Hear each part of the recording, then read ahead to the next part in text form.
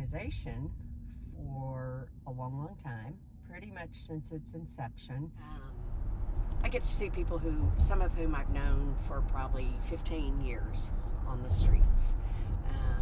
And some of them who I've only known for 4 or 5 years and who have spent some nights with us at another, when I was on the other side hosting Congregational Shelter.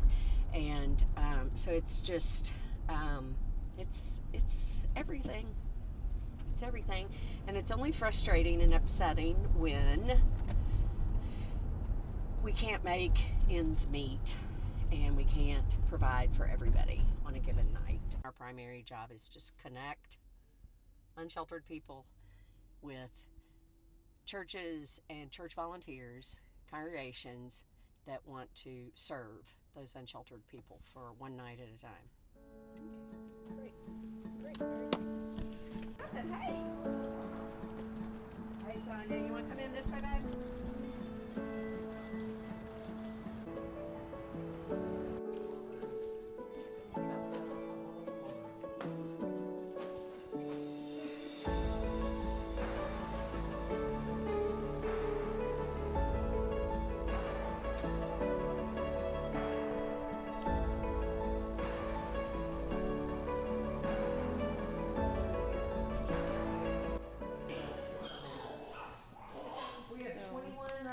Total here. 8 spots left. So how many churches are involved tonight? This is our schedule. This is the monthly schedule. So obviously we're still in February right now, and so like tonight there are 2 churches, and this is how many beds they each have. So we only have 10 women beds tomorrow night.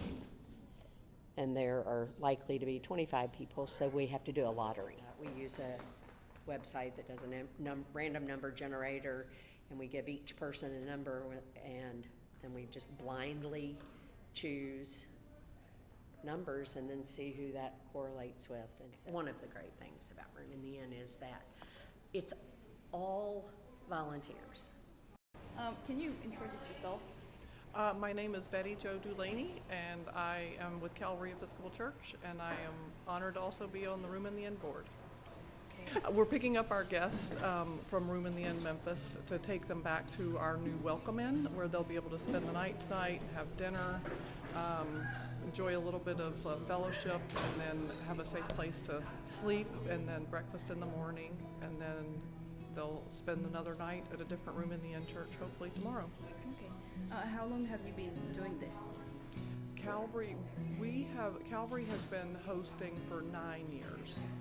Was lucky enough to learn about this when others in our church did, and a group of about 5 of us were really passionate to get this started in our congregation, and we were able to do it with the blessing of our priest. Why do you do this? For the love of God. I just feel like it's something that we should be doing because we go to church with several of the guests that we have on any given night, and it just, once you get that personal connection and you have a wet, cold night, you just think about, how could you help, and just take one night out of my month and spend the night, gets 15 people off the street, including children. Mm-hmm. I would invite anyone that's interested to just come and observe one of the congregations hosting. It's just a positive thing. It ends up a positive thing, and the volunteers always just really love it. You kind of get to know people in a different way. You can have whatever level of interaction you want. Can you tell us your name? My name is Natalie. My name is Geraldine. My name is Bethany. My name is Demetrius. Can you tell us a bit about your story? How long have you been experiencing Well, I was in a place back here last year and came down to where I was trying to store my belongings in another apartment, in the process of trying to live in another one. Couldn't get my furniture out in time for the other apartment that I planned for. The apartment was renovated. I mean, it was condemned, but rats and roaches and mold and mildew. I had to live there for 5 years, and it's been like that ever since. When the new resident manager came in, they took over and things just went down slope hill, and then it caused me to be evicted. I've been trying to get back into housing. I'm trying to reach out to houses. I've been trying to stay off the street. I have lived in several hotels and rooms. I works every day, and it just takes a great toll of me. I am 67 years old, and I am trying very, very hard. I've been at the Roman Inn since December the 8th. So, but I've been out for a while because I lost my job due to the COVID. Because the job required a COVID shot, which I refused.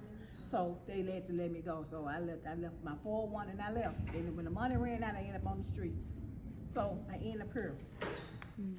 How it is to be homeless as a woman in Memphis. Very difficult.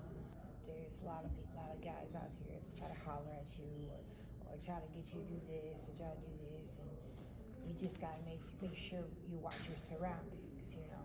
If you cannot get in this shelter tonight, what option do you have? Well, I have a car. I sleep in my car. Okay. And that's the only option I have at this moment. If not, I'd be like the other, people, sleeping where it's warm, plenty of blankets, and just try to wrap up in a plastic bag to stay warm, stay out the rain. Most of the time, when the weather's not bad, we would camp out on the streets, and if I got a friend or something to call, hey, can I come crash over for the night? The weather gonna be bad, or they sometimes find it hard. Yeah, you come on over and stay for a few nights or whatever. What is a typical day in your life? Well, I pray a lot, and I give him all my strength. Sometimes it gets a little hectic at times, but I try to be positive about what I'm saying and what I'm doing, and heaven knows my surroundings. So if I stay positive in what I'm doing and stay positive in what I'm thinking, then everything gonna be all right. Well, a typical day in my life is, okay, first get up, see where they're feeding at, where you're gonna get food, or where you're gonna sleep at, plan the next day, check the weather all the time, at all costs. Because if it's raining, you gotta prepare yourself. We gotta get this, and this to patch up a tent, or buy a church, find somewhere an awning or something like that.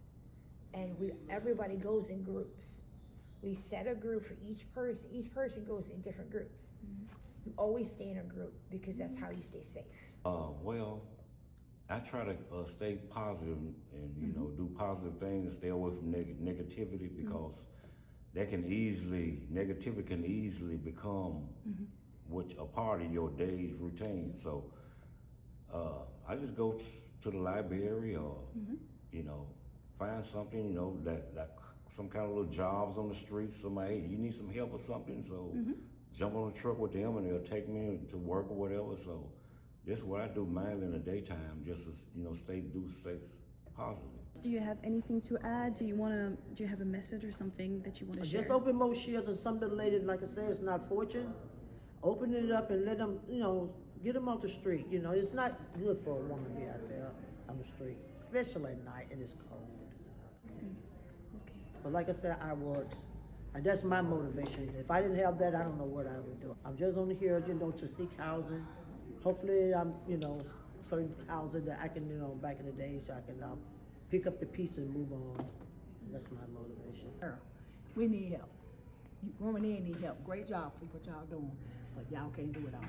It's a city problem, not Roman Inn problem. It's a city problem. All over the world, it's a city problem. More programs, yeah.